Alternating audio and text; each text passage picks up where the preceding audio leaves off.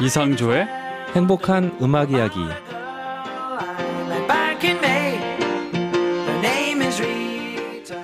네, 이번 시간은 뮤직 스토리텔러가 선곡한 다양한 음악을 들으면서 이야기도 나누어 보는 이상조의 행복한 음악 이야기 시간입니다. 선생님 나오셨습니다. 안녕하세요. 안녕하세요. 이상조입니다. 네, 제가 또 소문을 하나 듣고 왔습니다. 지난주에 또 어디선가 강연을 했다는 소문이 언론을 통해 또 나왔던데 어디서 또 강연하신 거예요? 예, 그 지역에서 희망 얼굴 희망 학교라고 있어요. 그 희망 얼굴. 예, 아마 그 지선호 장학관님 시절에 지금은 교장 선생님이신데 그분이 지역에서 활동하는 뭔가 지역 사회, 우리 같이 살아가는 사람들에게 희망을 주는 사람들을 이렇게 그림으로 캐리커처 같이 이렇게 그려가지고 선물을 해주시는데요. 제가 이제 그 그림을 받고 희망 학교에서 특강을 하게 됐습니다.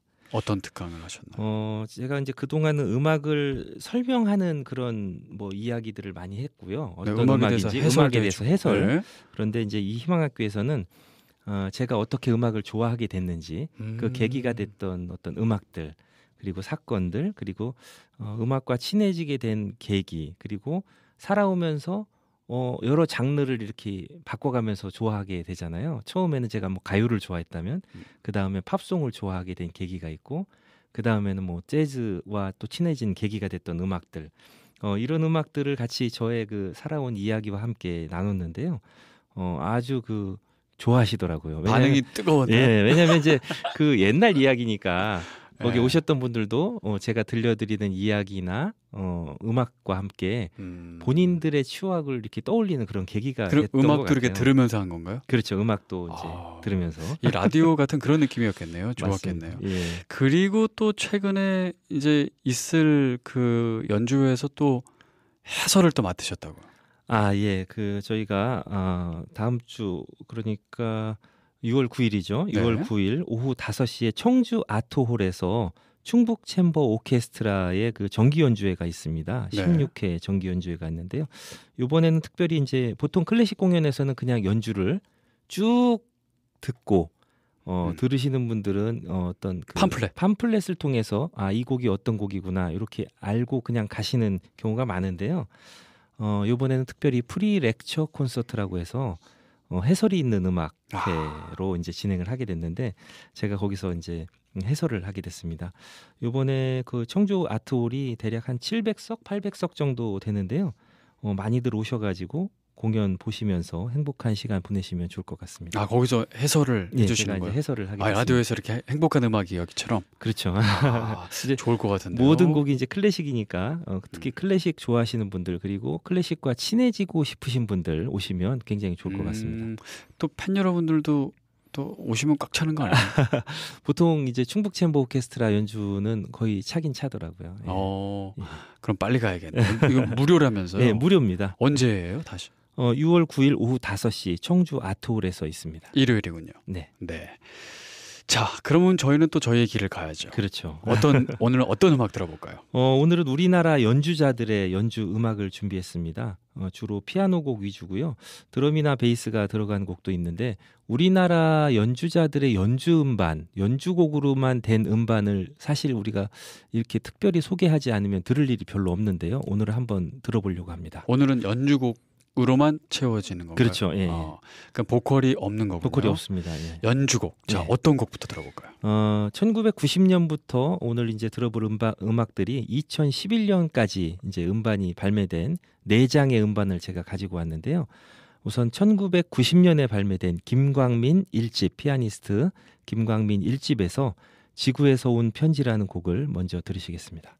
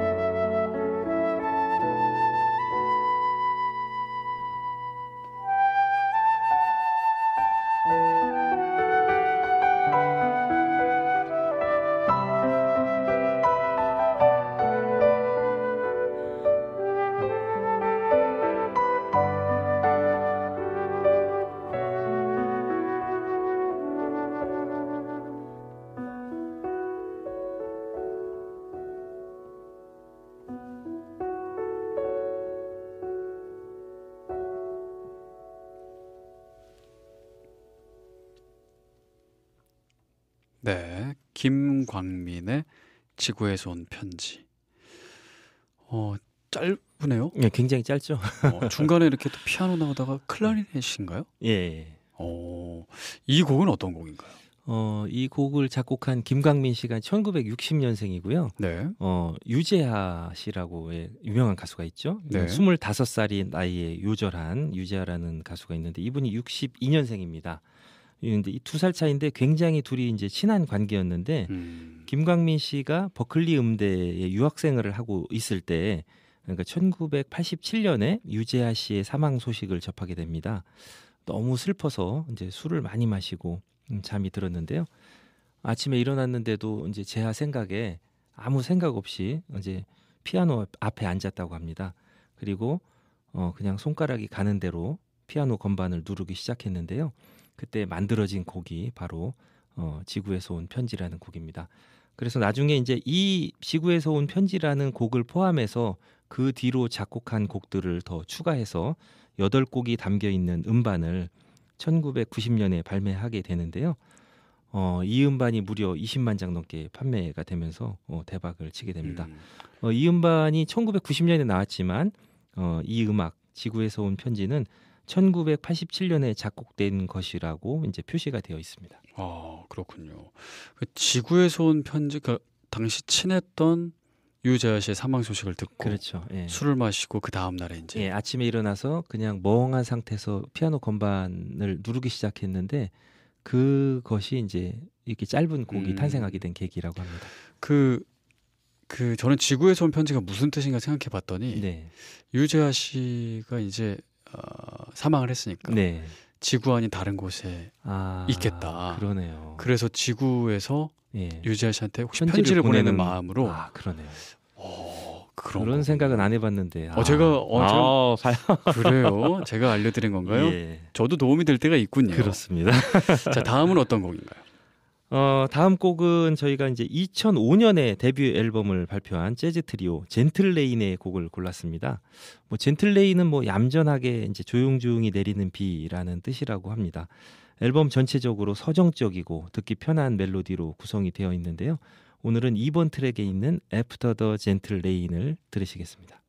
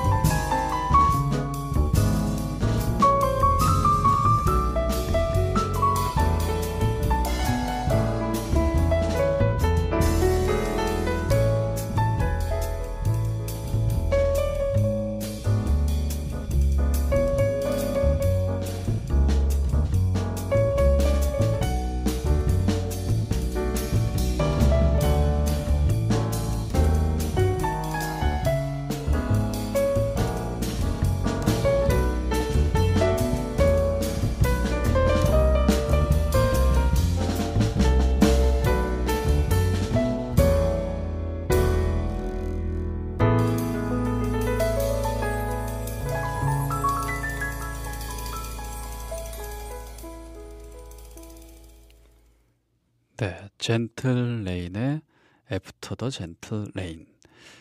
우리나라 연주자들. 예, 우리나라 연주자인데 실력이 굉장하죠. 네.